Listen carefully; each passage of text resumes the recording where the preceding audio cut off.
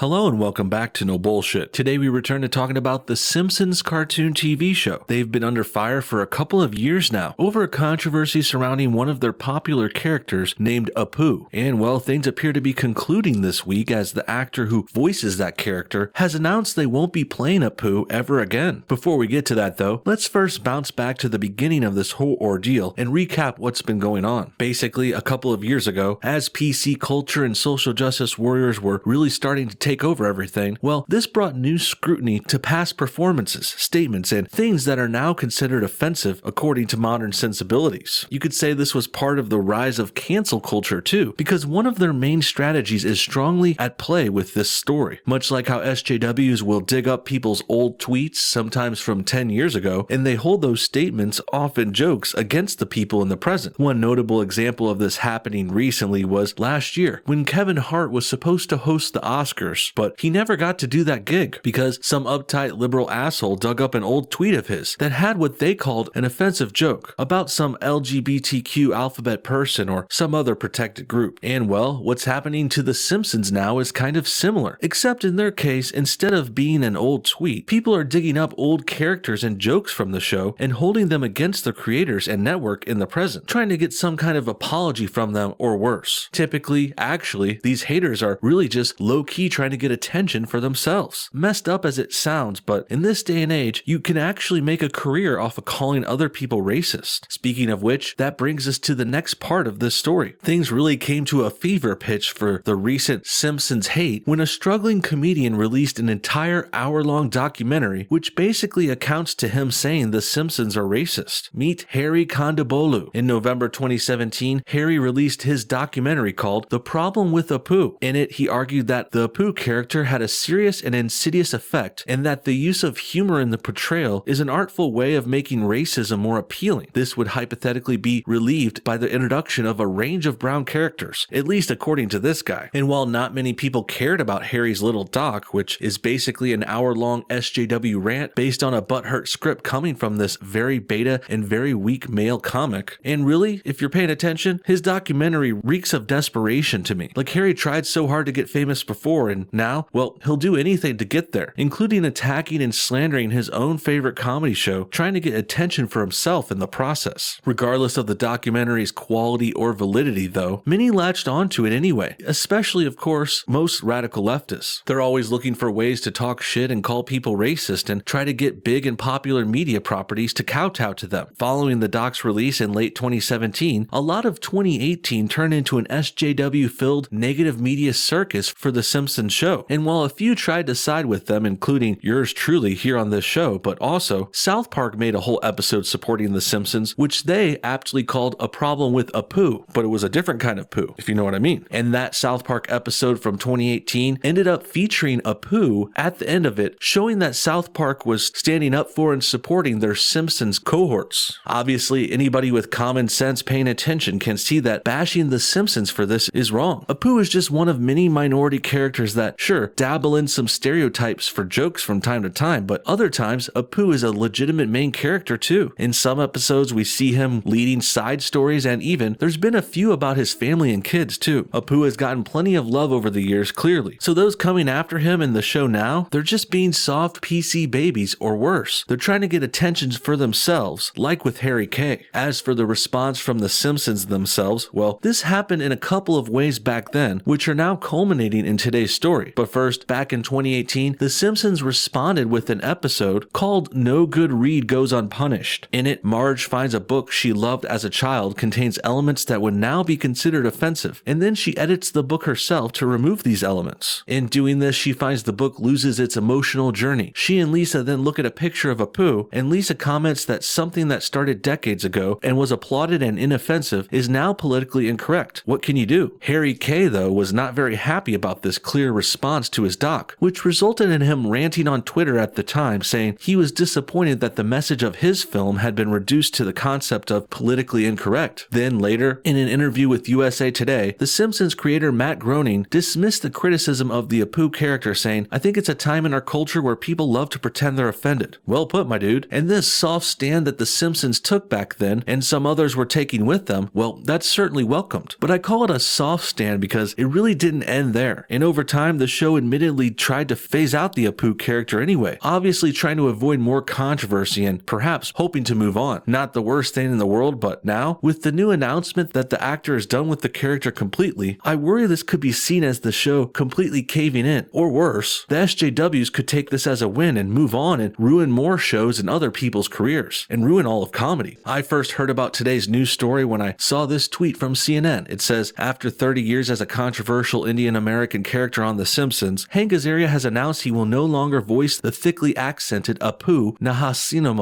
whatever, I can't say that.